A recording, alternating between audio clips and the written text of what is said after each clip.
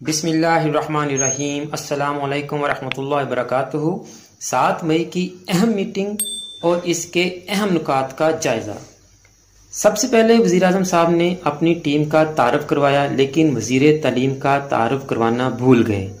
اسی طرح انہوں نے مزدور سے لے کر تاجر تک اور چوکیدار سے لے کر صوبے دار تک تمام شعبوں کی بات کی، لیکن مجال ہے کہ تعلیم، اسکول اور اساتذہ، بالخصوص نجی شعبہ کے اسکول اور اساتذہ کی مشکلات کا کوئی ذکر بھی کیا ہو، شاید اس لیے کہ کہیں ان کا قوم سے کیا گیا تعلیمی ایمرجنسی کے نفاذ کا وعدہ ہی پورا نہ ہو جائے۔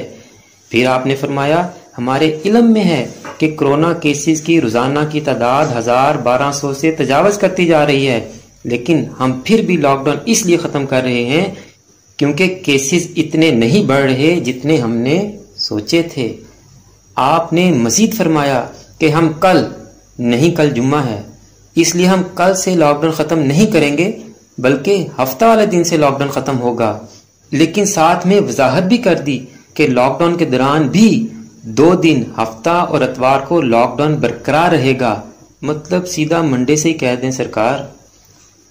2 دن لاک ڈاؤن کی وجہ یہ بتائی کہ چونکہ پولیس اور قانون نافذ کرنے والے ادارے بھی انسان ہیں اور انہیں بھی ریسٹ کی ضرورت ہوتی ہے، لیکن ابھی اس بات کا تعین نہ ہو سکا کہ فورسز 2 دن ریسٹ کریں گی یا 5 دن۔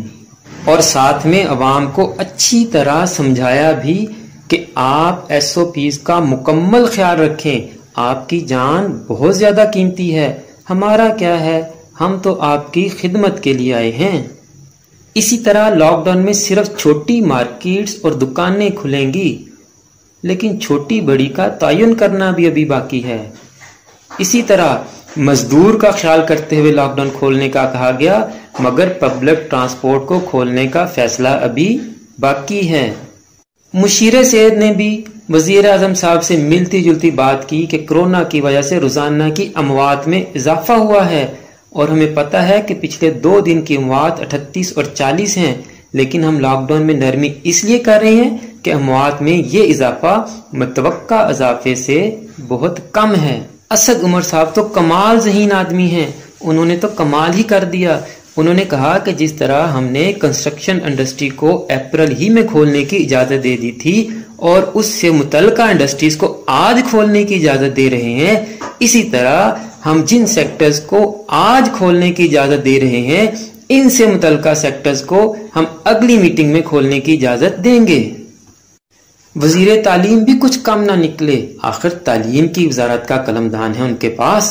تمام امتحانات کو کینسل کرنے کا اعلان کیا اور طلباء کو اگلی کلاسز میں پروموٹ کرنے کی خوشخبری سناتے ہوئے یہ واضح کیا کہ ابھی اس پروموشن پالیسی کا طریقہ کار طے نہیں ہوا۔ وزیر صاحب، اگر پالیسی کا طریقہ کار ہی طے نہیں ہوا تو اعلان کیوں کیا؟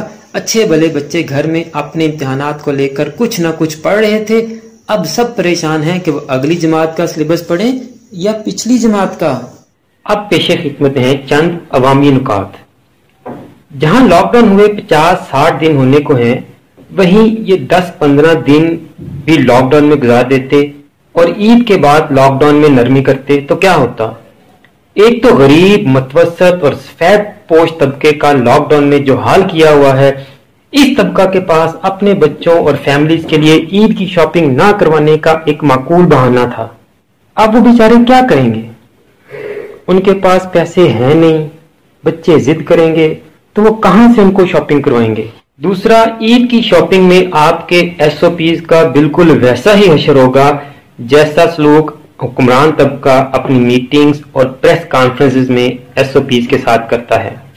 تیسرا، خدا نہ خواستہ اگر عوام نے SOPs کی خلاف ورزی کی اور عید کی شاپنگ کے دوران ان SOPs کی دھجیاں اڑا دیں، جیسا کہ آپ اس وقت اپنی اسکرین پر ایک بازار کا منظر دیکھ رہے ہیں، اور اللہ نہ کرے کرونا کیسز کی تعداد میں مزید اضافہ ہو گیا تو اس کا ذمہ دار کون ہوگا؟ اور سب سے اہم نکتہ اور مطالبہ، تعلیم کو اہمیت دیں اور نجی اسکولوں اور اکیڈمیز میں پڑھانے والے اساتذہ کی مشکلات کو بھی زیر بحث لائیں اور ان کے حل کے لیے بھی کسی پیکج کا فوراً اعلان کریں۔ آخر میں اس پوری میٹنگ میں وزیر اعظم صاحب کی واحد کام کی بات کہ یہ اللہ کا کرم ہے کہ ہمارے ملک میں کرونا کیسز کی تعداد زیادہ نہیں ہے، تو میری بھی یہی دعا ہے کہ اللہ اپنے حبیب صلی اللہ علیہ وسلم کے صدقے سے اس ملک پر اپنا کرم جاری و ساری رکھے اور اس ملک کو کرونا اور اس جیسی تمام موسمی بیماریوں سے نجات دلائے۔